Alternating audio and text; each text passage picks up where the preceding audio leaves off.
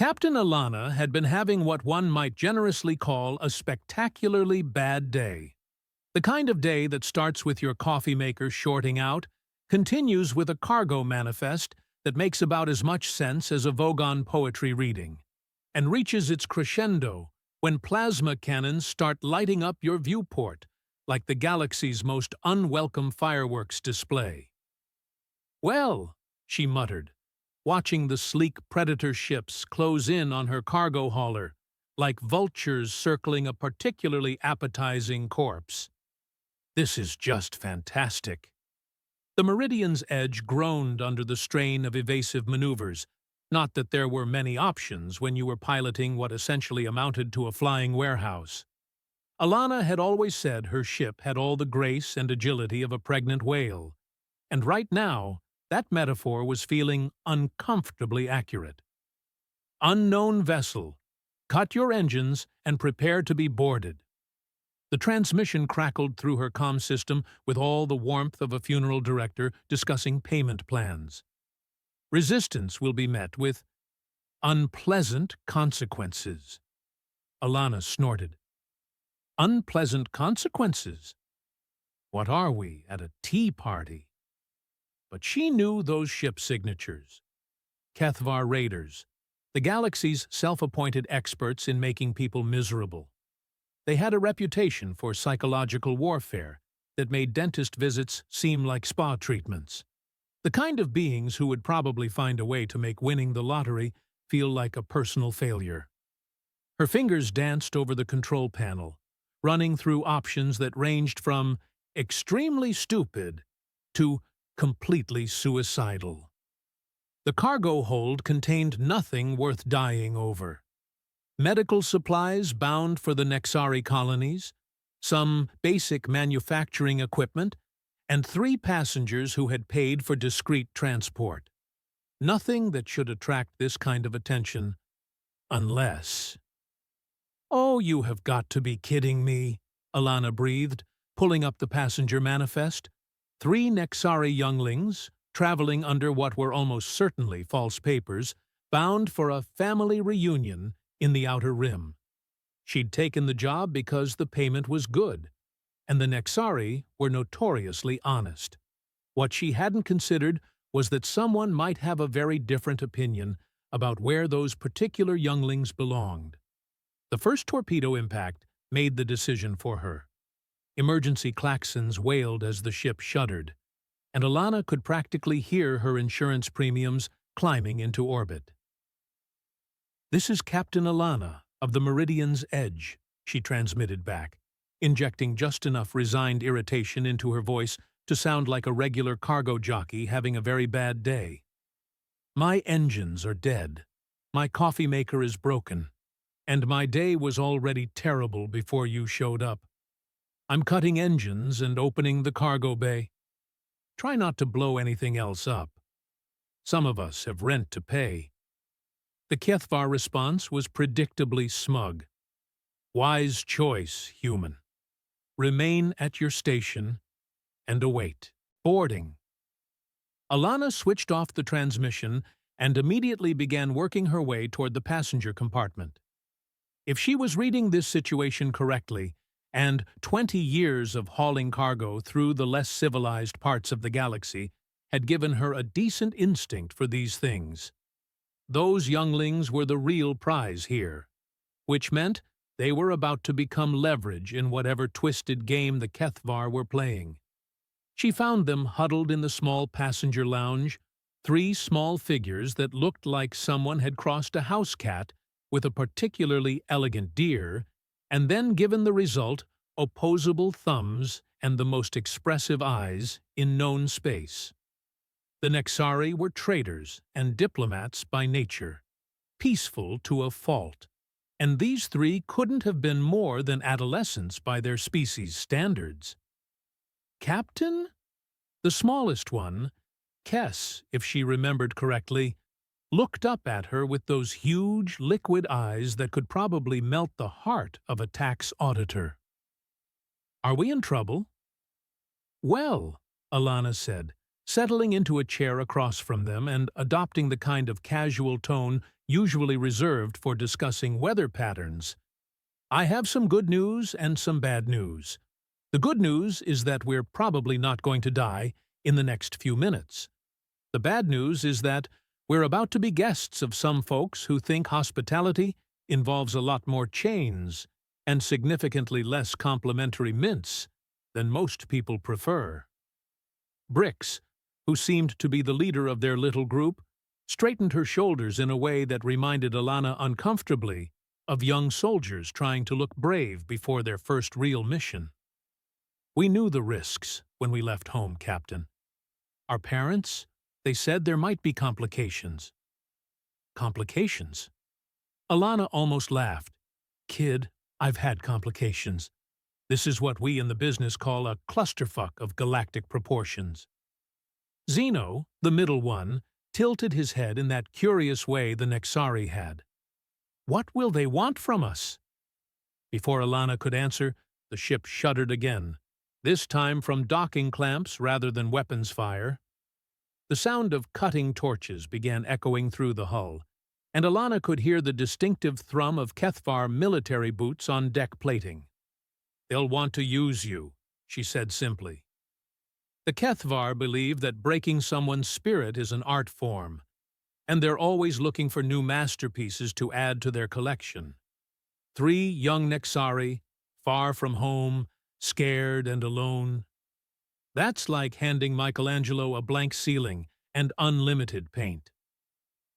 The cargo bay doors hissed open, and the sound of boots grew louder. Multiple sets, moving with military precision. Here's what's going to happen, Alana said quickly, leaning forward. They're going to separate us, probably take us to some delightful vacation resort that specializes in accommodations with bars on the windows. They'll try to convince you that nobody's coming to help, that you're worthless, that the smart thing to do is give them whatever they want. Standard psychological playbook, fear, isolation, dependency. How do you know so much about... Brix started. Questions later, survival tips now. Alana cut her off. First rule, whatever they do to you, whatever they say, remember that it's theater. They're putting on a show designed to make you feel helpless. The moment you buy into their performance, they win. Second rule, stay together if you can. But if you can't, find ways to let each other know you're okay. Third rule, ... She paused as footsteps stopped just outside the passenger compartment. Trust me, I've been through worse than whatever these amateur psychologists can dish out. The door burst open with the kind of dramatic flair that suggested the Kethvar had watched entirely too many bad action movies. 6 soldiers poured in, weapons raised, moving like they expected resistance from a middle-aged cargo pilot, and 3 teenagers. Their armor was black and silver, designed more for intimidation than actual protection, and their faces were hidden behind masks that looked like someone had asked a committee of demons to design something professionally threatening. On your feet, the lead soldier barked. Hands visible. Move slowly. Alana complied with the exaggerated movements of someone who had dealt with trigger-happy security forces before. Gentlemen, welcome aboard the Meridian's Edge. I'd offer you refreshments, but, as I mentioned, my coffee maker's broken, and somehow I don't think you're here for the 5-star customer service. One of the soldiers stepped forward, larger than the others, with additional rank insignia and the kind of swagger that suggested he was used to people being impressed by his mere presence. When he spoke, his voice had the cultured precision of someone who had practiced being menacing in front of a mirror. I am War Commander Threshak of the Kethvar 3rd Fleet. You will address me as Commander. Charmed, Alana said. I'm Captain Alana, and these are my passengers. I assume you have some sort of documentation for this boarding action? Maybe a warrant? A strongly worded letter from your mother? Threshak removed his helmet, revealing a face that looked like evolution had decided to cross a shark with a particularly unpleasant tax attorney. His skin was gray and scarred, his eyes were the color of old brass, and his teeth were definitely not designed for a vegetarian diet. "Your passengers," he said, and his voice carried the kind of satisfaction usually reserved for people who had just won arguments with customer service representatives, "are stolen property. The younglings belong to us now." "Belong to you?" Alana raised an eyebrow. "That's interesting. I wasn't aware the Kethvar were in the pet adoption business." Threshak's smile was the kind that made predatory animals look friendly by comparison. "The Nexari Council has debts. These cubs will help ensure those debts are properly motivated toward resolution." "Political hostages, then?" Alana had suspected as much, but hearing it confirmed made her stomach clench in a way that had nothing to do with the ship's recycled air. The Kethvar weren't just raiders. They were the kind of bureaucratic thugs who could make kidnapping sound like a legitimate business transaction. "Well," she said, "when you put it that way, it sounds almost reasonable, except for the part where you're threatening children to extort their parents, which I believe most civilized species file under spectacularly evil behavior." "Your opinion is noted and disregarded," Threshak replied. "You will all be transferred to our facility for processing." "Processing," Alana repeated. "That's such a wonderfully vague term. Like enhanced interrogation or creative accounting. Really leaves room for interpretation." Two soldiers moved toward the younglings, and Alana saw Kess step backward, pressing against the bulkhead. Brix moved protectively in front of her smaller companion, while Zeno's hands clenched into small fists that wouldn't have intimidated a particularly aggressive houseplant. "Easy," Alana said, not sure if she was talking to the soldiers or the younglings. "Nobody needs to get excited here." But she was already calculating distances, exit routes, and the probability that she could disable at least two of the soldiers before they could bring their weapons to bear. The math wasn't encouraging, but then again, the math rarely was in her line of work. "You will come peacefully," Threshak announced, "or you will come unconscious. The choice is yours." "Wow," Alana said. "Such generous options. It's like choosing between a root canal and a lobotomy. Either way, you're going to wake up regretting your life choices." The transfer to the Kethvar vessel was conducted with the efficiency of a military operation and all the warmth of a funeral home. The ship itself was a study in utilitarian menace. Gray corridors, harsh lighting, and the kind of atmosphere that made you want to check over your shoulder every few steps. They were escorted through sections that looked like someone had decided to redecorate a prison using a color palette, consisting entirely of threatening and ominous. Doors sealed with magnetic locks, surveillance cameras in every corner, and the occasional scream echoing from somewhere deeper in the ship's bowels.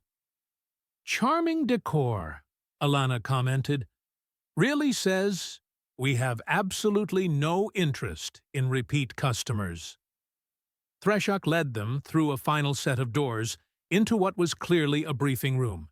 If briefing rooms were designed by people who thought furniture should double as torture devices. A large view screen dominated one wall, currently showing the exterior view of an asteroid field that looked like the aftermath of a cosmic temper tantrum.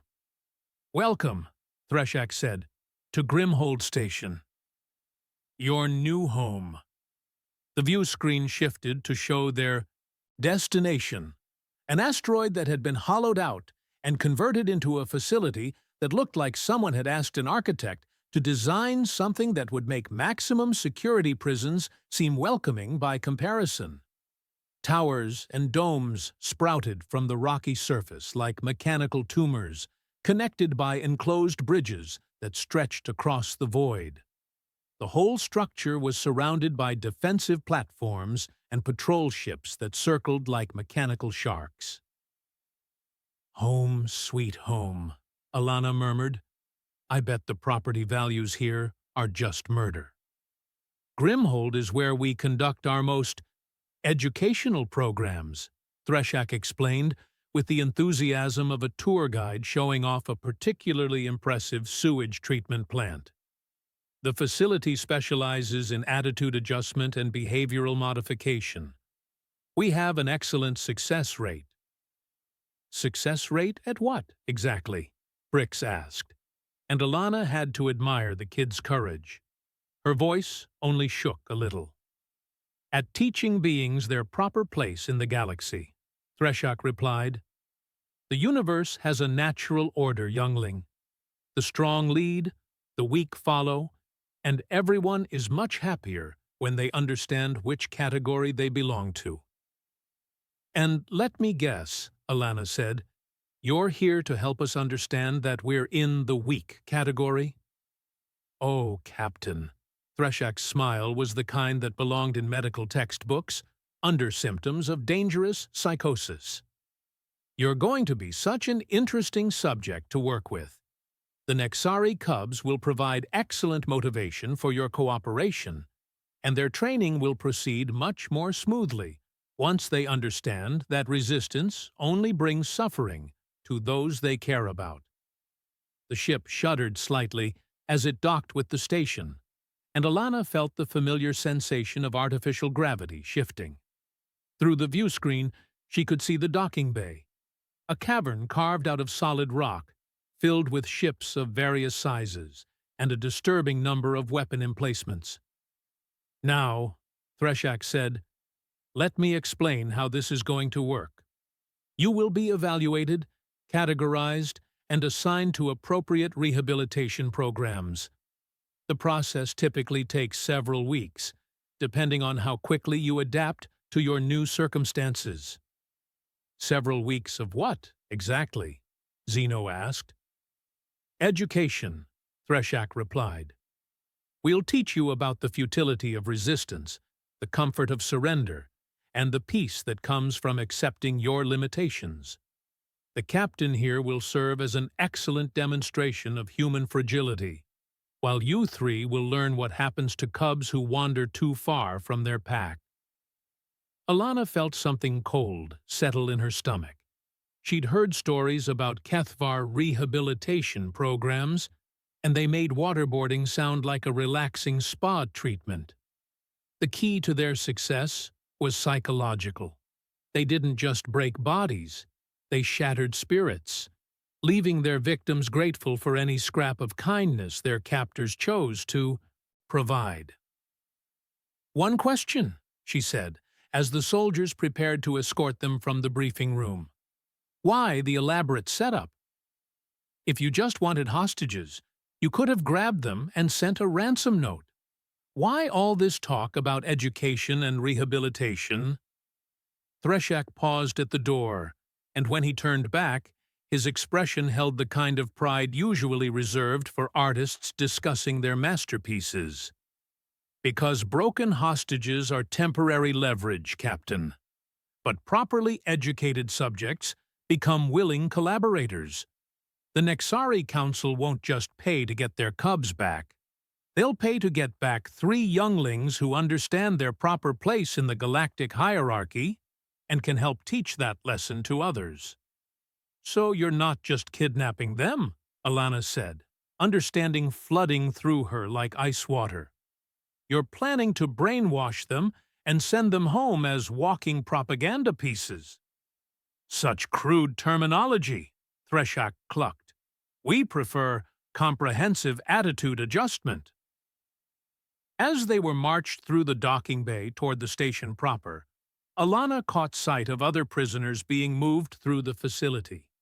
Humans, Nexari, Telvanni, and species she didn't recognize, all wearing the same gray uniforms and the same 1,000-yard stare that suggested their comprehensive attitude adjustments were proceeding according to plan. Remember what I told you, she murmured to the younglings as they approached the processing center. It's all theater. Silence, one of the guards snapped. but Alana caught the small nod Brix gave her. Good. The kid was listening. The processing center was exactly what she'd expected. Sterile, efficient, and designed to make newcomers feel like they'd just entered the digestive system of some enormous, bureaucratic organism. Forms to fill out, measurements to be taken, possessions to be confiscated, and throughout it all, the constant reminder that they were now property of the Kethvar Third Fleet. "Welcome to Grimhold Station," the processing officer announced with the enthusiasm of someone reading a grocery list. "You are now residents of Rehabilitation Block C. Your stay here will continue until your attitude adjustment has been deemed complete by Station Command. Cooperation will be rewarded. Resistance will be discouraged." Alana glanced at the younglings as they were handed their gray uniforms. Kess looked terrified. Zeno appeared to be trying to memorize every detail of their surroundings, and Brix had that stubborn set to her jaw that suggested she was planning something that would probably be both brave and stupid in equal measure. Well, Alana thought, as they were escorted toward their new accommodations, at least the kid had spirit. The question was whether that spirit would be enough to survive what was coming next, or if Threshak's confidence in his educational programs was about to be proven justified. Either way, she had a feeling the next few weeks were going to be anything but boring. The tour of Grimhold Station's facilities was conducted with all the enthusiasm of a funeral director showing off premium casket options. Their guide was a Kethvar officer who introduced himself as Sub-Commander Vextar and had clearly missed the memo about customer service being important for repeat business. Though, Alana reflected, in this particular establishment, repeat customers were probably considered a failure of the program. "Block C houses our newest residents," Vexatar explained as they walked down a corridor that looked like someone had decorated a prison using a color scheme of institutional despair and bureaucratic gray. "The cells are designed for optimal psychological conditioning, minimal comfort, maximum contemplation of one's circumstances." "Contemplation," Alana repeated. "That's a fancy way of saying sitting around feeling sorry for yourself, isn't it?"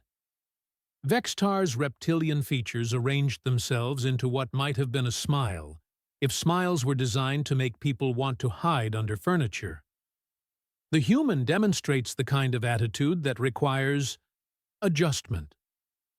They passed a series of cells with transparent aluminum fronts, each containing a single occupant in gray prison garb. Most of the prisoners sat motionless on narrow cots, staring at nothing with the kind of vacant expression usually reserved for people who had just realized they'd been audited by 3 different tax agencies simultaneously. "The advanced residents," Vexatar noted with obvious pride. "Notice how calm they are, how accepting. This is the result of our comprehensive rehabilitation program." Kess made a small, distressed sound, and Alana saw the youngling's ears flatten against her skull, a Nexari expression of fear that was about as subtle as a neon sign reading, "Completely terrified." "Easy there, kid," Alana murmured. "Remember what I said about theater." "Silence during the orientation tour," Vextar snapped. "You will have ample opportunity to speak during your evaluation sessions." They were led past what the sub-commander cheerfully described as conditioning chambers. Rooms equipped with sensory deprivation tanks, neural stimulation equipment, and devices that looked like they'd been designed by someone who thought medieval torture instruments weren't quite sophisticated enough for modern applications. "The beauty of our methods," Vexatar explained, "is that they work on multiple levels simultaneously. Physical discomfort, psychological pressure, social isolation, and the gradual erosion of personal identity, all combined into a comprehensive program that helps subjects understand their new reality." Their new reality being that they're your property? Brix asked, and Alana had to admire the kid's backbone. Most adults would have been whimpering by now. Their new reality, Vextar corrected, is that cooperation brings comfort, while resistance brings suffering. Simple, behavioral, conditioning. Reward the desired response. Punish the undesired one. Even the most stubborn subjects eventually learn to prefer the former. They passed a recreation area that looked like someone had tried to create a cheerful community space using only materials found in condemned buildings. A few dozen prisoners sat at metal tables, playing what appeared to be board games, but their movements were mechanical, and their faces held the kind of blank contentment usually associated with heavy pharmaceutical intervention. The advanced residents are permitted recreation time, Vextar noted. Notice how well they interact, how peacefully they coexist. This is the final stage of rehabilitation. Subjects who have learned to find joy in their assigned roles. Assigned roles, Alana said. And what roles would those be exactly? That depends on aptitude and compliance level. Some become technical specialists, others serve in support functions, and the most successful graduates are assigned to outreach programs, helping to bring the benefits of Kethvar guidance to other communities. Translation: some became slave labor, others became servants, and the completely broken ones were sent home as walking advertisements for surrender. Alana filed that information away for future reference, along with a growing mental map of the facility's layout and security arrangements. Their accommodations turned out to be a block of cells that were generous enough to include both a cot and a waste disposal unit, which Vextar described as standard resident amenities, with the kind of pride usually reserved for five-star hotel suites. The human will be housed in cell 18, he announced, while the younglings will share cell 20. This arrangement allows for observation of interspecies bonding patterns while maintaining appropriate supervision. Alana was about to object to the separation when she caught Brix's eye. The youngling gave an almost imperceptible shake of her head, and Alana realized the kid was thinking tactically. Being housed separately might actually provide advantages. Different perspectives on guard routines, more opportunities to gather intelligence, and the ability to coordinate without appearing to do so. Meals are provided at scheduled intervals, Vextar continued, apparently oblivious to the silent communication happening under his snout. The nutrition is adequate for maintaining health while encouraging appreciation for any additional comfort that might be earned through cooperation. So, the food is terrible unless we play along, Zeno translated. Got it. The youngling shows promising analytical skills, Vexitar observed. Intelligence is always useful, provided it's properly directed. They were issued their gray uniforms, one size fits nobody, apparently, and given a brief lecture on facility rules that boiled down to do what you're told, when you're told, or discover exciting new definitions of unpleasant. Then they were locked into their respective cells to begin what Vextar called the contemplation phase. Alana's cell was a masterpiece of psychological architecture. Too small to be comfortable, too large to feel cozy, with lighting that was just bright enough to prevent sleep, but not bright enough to read by. The walls were bare, except for a small placard listing facility rules, and the silence was broken only by the occasional sound of footsteps in the corridor or the distant hum of air recycling systems. She settled onto the narrow cot and began taking inventory.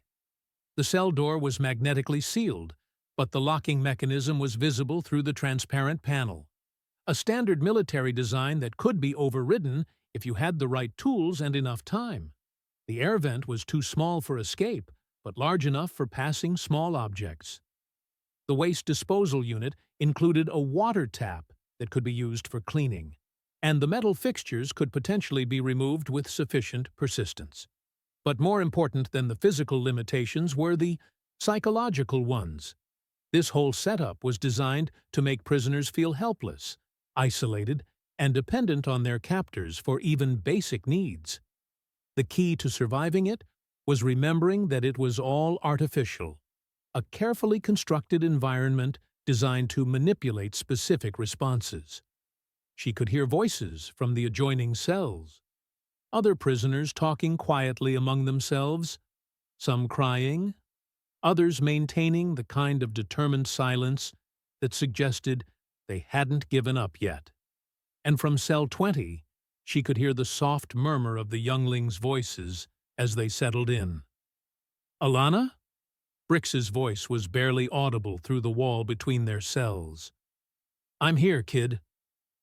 "Are you okay?" Alana smiled despite their circumstances. Even locked in a prison cell, the youngling was more concerned about others than herself. "I'm fine. How are you three holding up?" "Kess is scared." Zeno's voice joined the conversation. "But we're staying together." "That's good. Remember what I told you about this all being theater.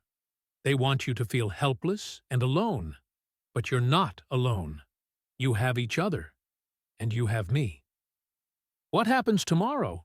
Kess asked, and her voice was steady despite her obvious fear. "Tomorrow they start trying to convince us that resistance is futile, and cooperation is the smart choice. They'll separate us for evaluation sessions where they'll ask a lot of questions designed to make us doubt ourselves and each other." "What kind of questions?" "The kind meant to make you feel guilty for things that aren't your fault, worried about things you can't control, and grateful for small kindnesses from people who are treating you terribly. Standard manipulation tactics." "How do you know so much about this?" Brix asked. Alana paused. She'd been wondering when someone would ask that question, and she hadn't decided how much to reveal. Too little information, and the younglings might not trust her judgment.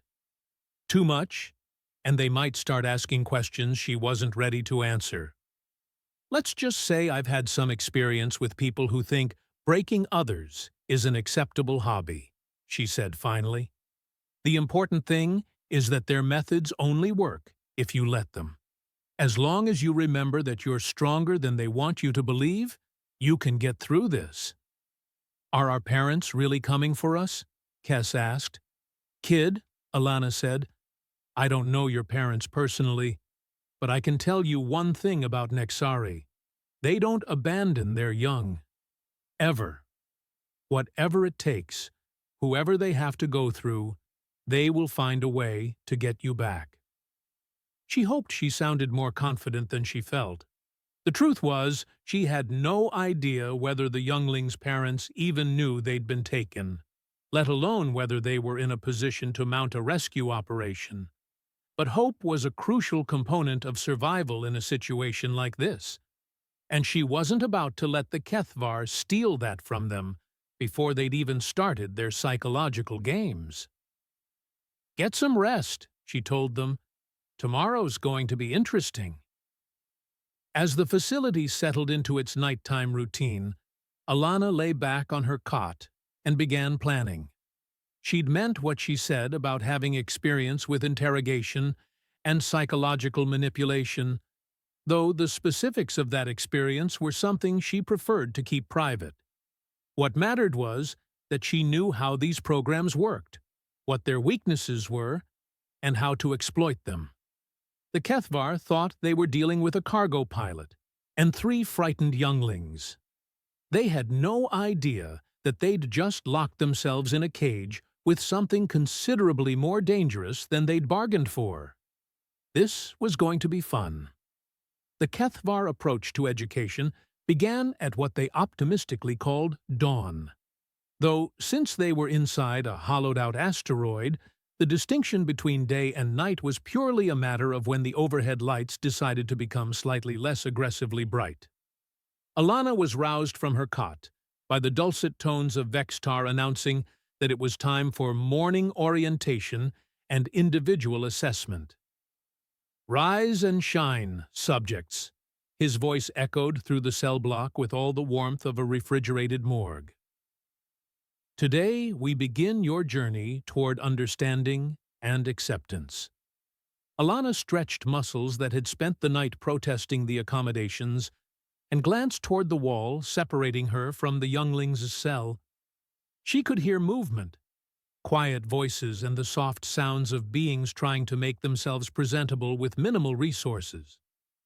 "Everyone okay over there?" she called softly. "We're fine," Brix replied, though her voice carried the kind of forced cheer that suggested she was working hard to maintain morale.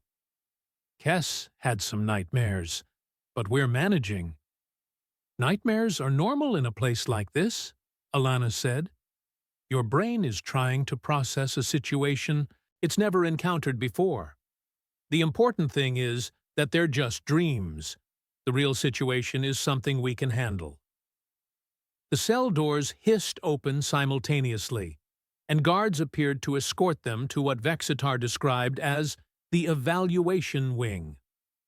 As they walked through corridors that seemed specifically designed to make people feel small and insignificant, Alana caught sight of other prisoners being moved to various locations throughout the facility.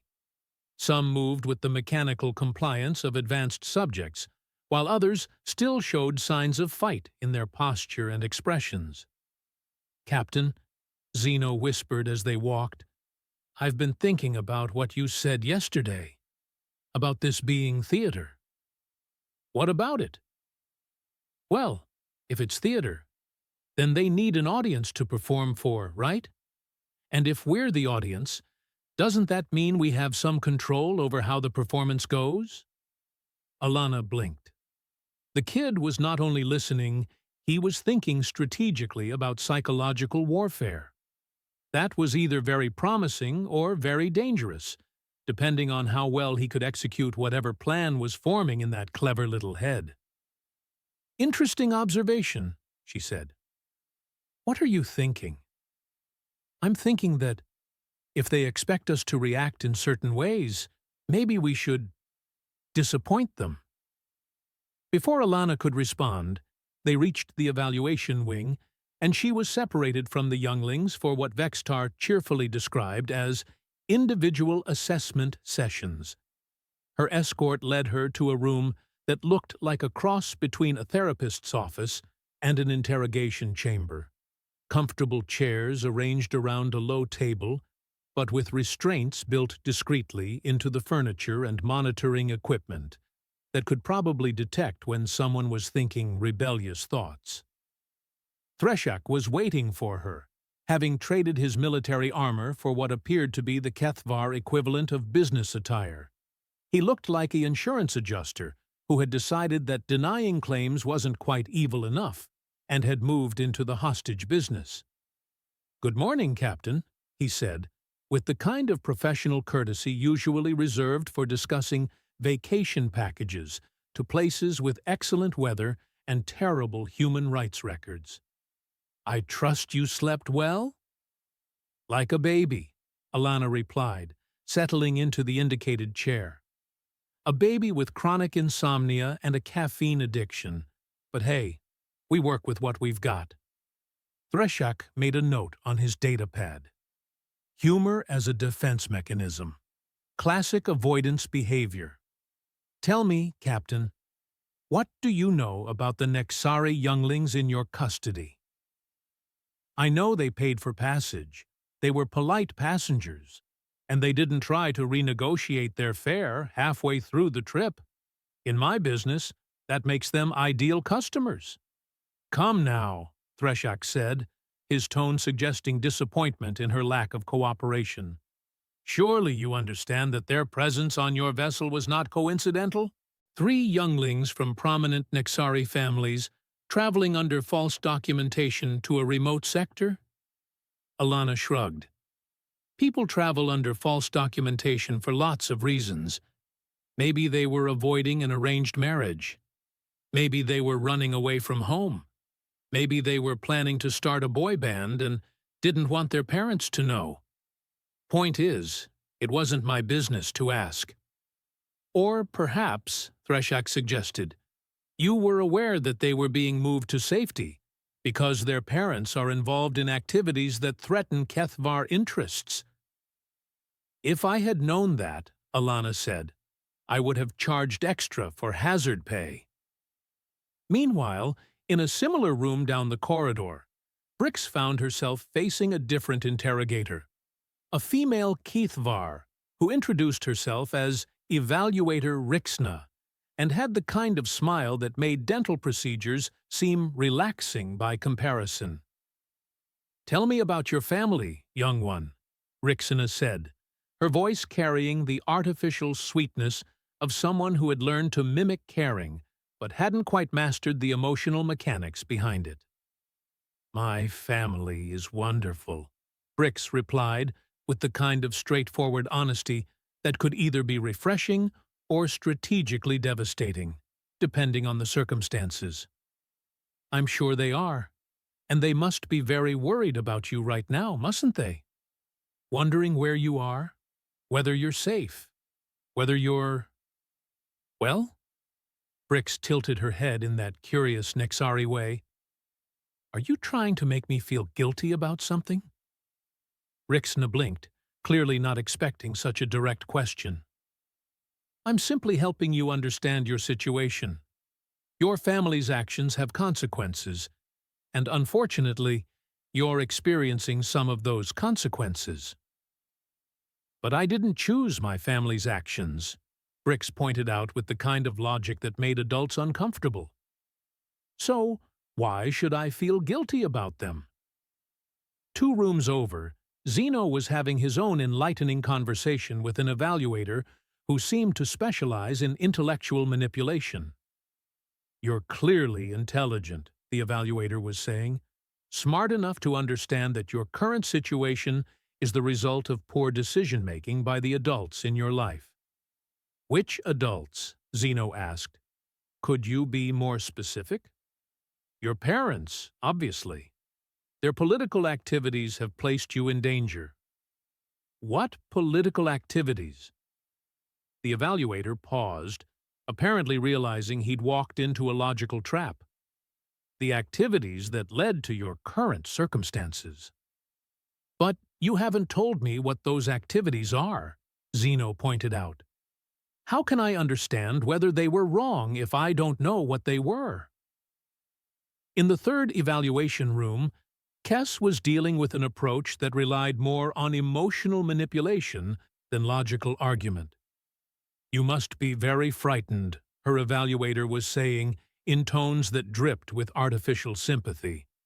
So far from home, surrounded by strangers, uncertain about what's going to happen to you. I am scared, Kess admitted, but being scared doesn't mean I'm helpless. Of course not, the evaluator agreed. But wouldn't it be easier to simply accept that others are better equipped to make decisions for you? Wouldn't it be a relief to let someone else worry about the complicated things? Kess considered this with the kind of serious attention that adults usually found either endearing or terrifying. If I let other people make all my decisions, how would I learn to make good decisions myself? The evaluator frowned. Some beings are simply better suited to following than leading. How do you know which kind I am, if you've only just met me? Back in Threshak's office, Alana was enduring what appeared to be Act 2 of the psychological manipulation performance. The younglings trust you, Threshak was saying. They look to you for guidance and protection. Doesn't that create a certain responsibility? It does, Alana agreed. It means I should give them honest guidance and do my best to protect them from people who want to hurt them. But what if cooperating with us would actually protect them? What if resistance only ensures they suffer unnecessarily? Alana leaned back in her chair and studied Threshak with the kind of expression usually reserved for examining something unpleasant stuck to the bottom of one's shoe. "You know what I find interesting about that argument?" she said. "It assumes that cooperation with kidnappers is somehow morally equivalent to resistance against them. It's like saying that people who fight back against bullies are responsible for the violence bullies inflict. The logic only works if you start from the premise that kidnappers have the right to kidnap people in the first place." Threshak's expression suggested he was beginning to suspect that his psychological manipulation toolkit might need some additional tools. "Your attitude is problematic," he said finally. "My attitude," Alana replied, "is that people who kidnap children for political leverage deserve whatever unpleasant consequences happen to them as a result. But hey, that's just my personal opinion. I'm sure your mother is very proud of your career choices." By the time the evaluation sessions ended and they were returned to their cells, it was clear that the morning hadn't gone quite as the Kethvar had planned. Alana could hear animated whispered conversations from the younglings' cell, and when the corridor was empty, Brix called softly through the wall, "Alana, I think we confused them." "Good," Alana replied. "Confusion is the first step toward making mistakes, and people who make mistakes create opportunities for people who don't." "What's the next step?" Zeno asked. Alana smiled. "The next step is we start teaching you some games." The games began during what the Kethvar generously called recreation time, a period when prisoners were allowed to mill around a common area under the watchful eyes of guards who looked like they'd been recruited from a convention of professional pessimists. "All right, kids," Alana said, settling into one of the metal chairs that had clearly been designed by someone who thought comfort was a character flaw. "Let's play a little game called I Spy." "I Spy?" Brix looked puzzled. "Isn't that for younglings?" "The best games always are," Alana replied. "They're simple, innocent, and nobody suspects them of being anything else. For instance, I spy with my little eye. Something that blinks every 15 seconds. The younglings looked around the recreation area, and Zeno was the first to spot it. "The security camera in the northeast corner." "Very good. And what does that tell us?" "That it's on a timing circuit," Kess said slowly, "which means there might be gaps in coverage." "Excellent observation. Now, who can spy something that makes a soft clicking sound every time someone walks past it?" This time, Brix found it, a pressure sensor hidden in the floor near the main entrance. Soon, they were cataloging guard patrol patterns, identifying blind spots in surveillance coverage, and mapping the facility's security systems, all under the guise of playing harmless children's games. The games evolved quickly. 20 questions became an exercise in information gathering and logical deduction. Red light, green light turned into training for moving silently and freezing instantly when observed. Hide and seek taught them to identify concealment opportunities and movement patterns. "Now we're going to play my personal favorite," Alana announced a few days later. "It's called The Floor is Lava." "How do you play that?" Zeno asked. "Simple. You have to get from point A to point B without touching the floor. You can use furniture, walls, pipes, anything except the ground itself." What she didn't mention was that she was teaching them advanced infiltration techniques disguised as playground games. By the end of the week, all 3 younglings could traverse the recreation area using only overhead pipes and furniture edges, moving with a silence that would have impressed a professional burglar. The Kethvar guards watched these activities with the kind of benign indifference usually reserved for observing particularly boring television programs. After all, what threat could a middle-aged cargo pilot and 3 children possibly represent? That attitude began to change when the accidents started. It began small. A guard slipped on a mysteriously wet floor and twisted his ankle. Another found his weapon's power cell had somehow become disconnected. A third discovered that his communications equipment had developed an inexplicable tendency to emit feedback whenever he tried to use it. "Maintenance issues," Vexitar explained to Threshak during their daily briefing. "These things happen in older facilities." But the accidents kept happening, and they were becoming increasingly inconvenient. Security cameras would malfunction at precisely the wrong moments. Door locks would stick at the most inopportune times. The facility's environmental systems seemed to have developed a mischievous personality of their own. Threshak was beginning to suspect that these incidents weren't entirely coincidental, but he couldn't prove anything. The prisoners were always accounted for, always under supervision, always engaged in apparently harmless activities.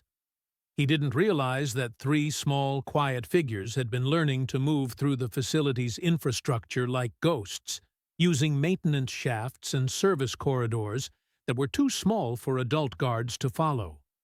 He didn't know that they'd figured out how to access the station's computer systems through unsecured maintenance terminals.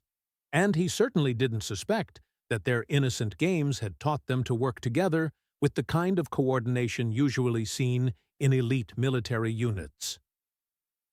The final revelation came when Threshak decided it was time for a dramatic demonstration of Kethvar power, a public breaking session designed to show all the prisoners what happened to those who refused to cooperate. He selected Alana as his example, confident that watching their protector's spirit being systematically destroyed would finally convince the younglings to accept their fate. He strapped her into the neural stimulation chair, activated the psychological conditioning programs, and prepared to deliver a lecture on the futility of resistance while she writhed in carefully calibrated agony. Instead, Alana looked up at him and smiled. "You know," she said conversationally, "I've been waiting for you to try this. See, there's something I probably should have mentioned earlier." "What's that?" Threshak demanded.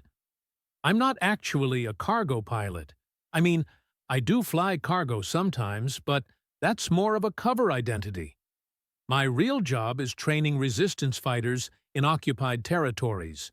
Specifically, I specialize in teaching people how to survive psychological warfare and turn captured facilities against their captors." Threshak stared at her. "That's impossible. Our intelligence clearly identified you as exactly what I wanted you to think I was," Alana interrupted.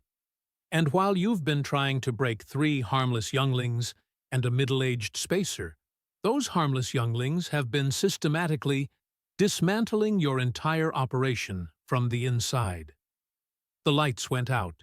Emergency klaxons began wailing, and somewhere in the darkness, Threshak heard the sound of very young, very determined voices coordinating the kind of breakout that would be talked about in intelligence briefings for years to come.